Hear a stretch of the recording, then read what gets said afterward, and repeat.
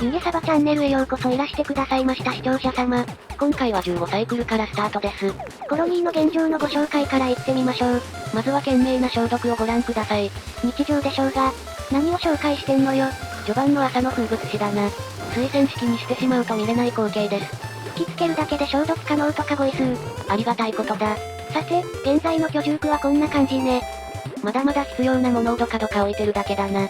序盤だからしゃあないわ。人力による発電も日常だな。これと研究がないとコロニーが発展しないからね。とはいえ研究に一人、取られるのが痛いわ。人員、増やしたいんだけどな。食料に不安がある。各所へ倉庫配置もしたわね。倉庫は入れたい資源を指定しておくと、隊員たちが床の資源を拾って格納してくれる。ただ色々と癖もあるから、その辺は別で触れたいわ。トイレの下の空間、以前に水が溜まっていた空間は、食用の栽培に使う予定だ。簡易栽培しているブリッスルベリーを植える空間ね。そうでやんす。植物は収穫の際に種が取れる場合がある。それに期待して本格的な栽培までに種を増やす、と。たくさん増えると良いな。ゲートと研究端末の下、床張りの指示を出してる空間は、スパコンを配置する予定だ。スパコンの研究ってなぜか水を大量に消費するのよね。どうもそうらしい。ネットで見かけて色々と腑に落ちた。序盤で高度な研究を繰り返すと水不足になるとか怖いわ。絶対に原因わからないやつだよな、それ。ハッチがかなり増えたわね。ご飯さえあれば増えるから便利というかなんというか。畜産の処方を学ぶには良いよな。あまり利用しない資源を石炭にしてくれるし。マリサ、シャインバブ囲えそうだけど。以前に話題にしたシャインバブ農法を試そうというのかね君。シャインバブを閉じ込めてベリー育成用の光源になってもらうという荒技。ダメでもともと、隊員の皆さん、お願いします。優先度を通常の5から6にして。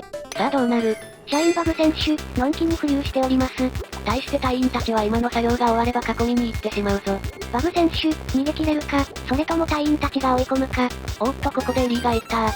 エリー隊員は仕事が早い。しかも天井に近い、バブ選手の隣のブロックを埋めたぞ。これは大きいんじゃないでしょうか。バブ選手は大変なことになりました。さらにエリー隊員の追撃が続くのか？見ものですねレイムさん。そうですねマリサさん。そしてアートマックス隊員は水の配達だ。何をしているんだマックス隊員。エリー隊員一人で勝負が決まってしまうぞ。囲ってしまいました。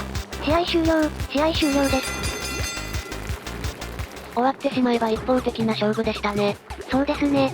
バブ選手は辛い試合だったと思います。と言いますかマックス隊員よ。愛されるポンコツぶりに磨きがかかる。まあぶっちゃけると水の配達は組むのも運ぶのも時間がかかるし、足の遅いマックス隊員ではそもそも参戦が不可能だったか。気になったのは研究をしていたデボンが動かなかったことね。そうなんすよね。研究の優先度ってどうなってんだろ。シーンを見直したけど設定では5だったのに。今度、実験してみましょうかね。しかし冗談だったはずのシャインバブ農法が成立したな。倉庫を撤去してプランターを増やしても良いかもね。そうだな。そうすれば種の採取スピードも上がるだろう。そろそろ次の支援物資ね。何が出るかな。人員を増やす？悩ましい。まだ栽培による食料が安定してないからな。でも色々とやりようはあるわよ。そうだな。動画2トンある。何気に銅ってレアなのかしらね。初期空間にしかないのかしら。溶けた銅が吹き出す間欠泉、なんてのがあるらしいぞ。触れたら終わるけど。そらそうだ。銅の融点って1500度とかでしょ。余裕で終わりよ。人員を増やすなら、ここはマリー隊員なんだが。へこき虫のマイナススキルがついてるわね。これは頻繁におならをして、周囲に天然ガスを撒き散らすわ。これって結構、痛手になりそうな予感がするんだが。とはいえ現状で割と人手が足りてないのも事実。このままだと栽培が本格化する前に物資が尽きるかも。そうなんだよな。増援しちまおうかな。ちなみにですが人物像の下、興味の欄はそこにどれだけ興味があるかを示しています。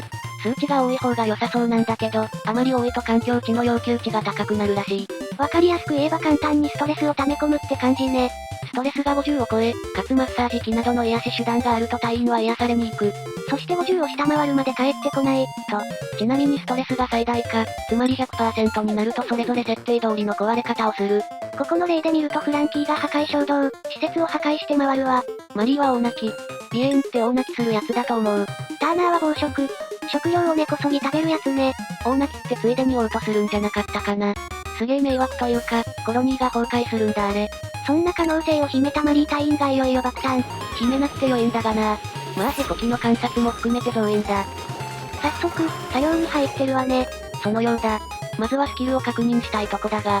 さてマリー隊員のスキルツリーは、畜産の方向に伸ばそうかね。採掘も良いんじゃないの？様子見つつ伸ばしていこうか。さてスパコンの設置ね。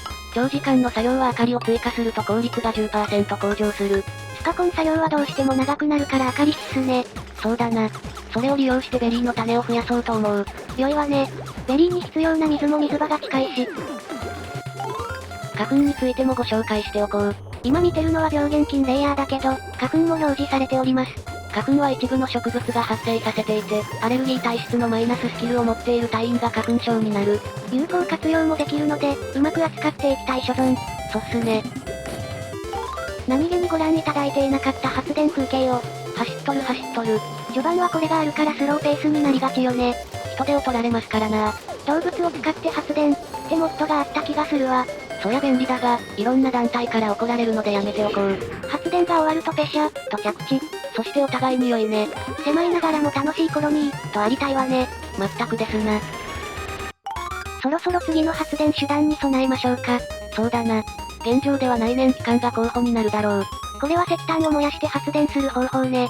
現在でも中国なんかで豊富に使われてるわ。問題は石炭を消費すること、放熱があることの2つ。現実と違って大気汚染がないのが助かるわ。謎の技術で排除してくれてるんでしょうね。現実の中国は一時期、特に大変なことになってたからな。PM2.5 問題とか。この閉鎖空間であんなのが起きたら壊滅するわ。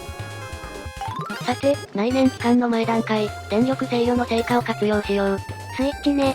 これは電線の途中に設置して、それ以降の通電をオンオフできるわ。そうなんだけど、引っかかるんだよな、この装置。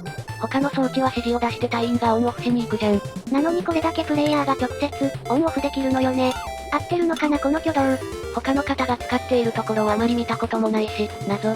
私らは酸素発生装置によくつけてるわ。あと、液体ポンプと気体ポンプね。ちなみにですが現在の大気の状態がこれです。ちょっと過剰生産気味かしらね。居住区と作業区を分けていないから仕方ないけど、酸素は通気さえ良ければ上に抜けやすい。通気さえ良ければ、ね。その辺も今後は対策をしていきます。二酸化炭素の落とし込みもまあうまくいってるが、もうじきスペースがなくなるから、早めに対処しなくちゃ。除去か、さらに仮想を採掘するか、両方か。いよいよ我がコロニーにも冷蔵庫が導入されるぞ。おめでたい。これで食料の腐敗を遅らせられるわね。遅らせるだけで腐るんだけどな。腐らない方法もあるとかないとか？どうだっけな。特定のガスに半分を浸しておくとかだったと思うが、今は無理か。さいですな。完成したら、冷蔵するものを指定する。常温で保存できるものは相変わらず食料庫ね。ムックルートとか、栄養バーが食料庫だな。あと保存食にすると腐敗が遅くなるんだっけ？確かそう。ミールライスとか酢漬けにできる。とはいえ加工には料理のスキルがいるのよね。何もかも足りないな。まあいいや、今回はここまでにしよう。はいよ。本日の動画は以上になります。もしよろしければ評価、チャンネル登録などいただけますと動画作成のモチベーション向上につながりますのでよろしくお願いいたします。ご視聴いただき、誠にありがとうございました。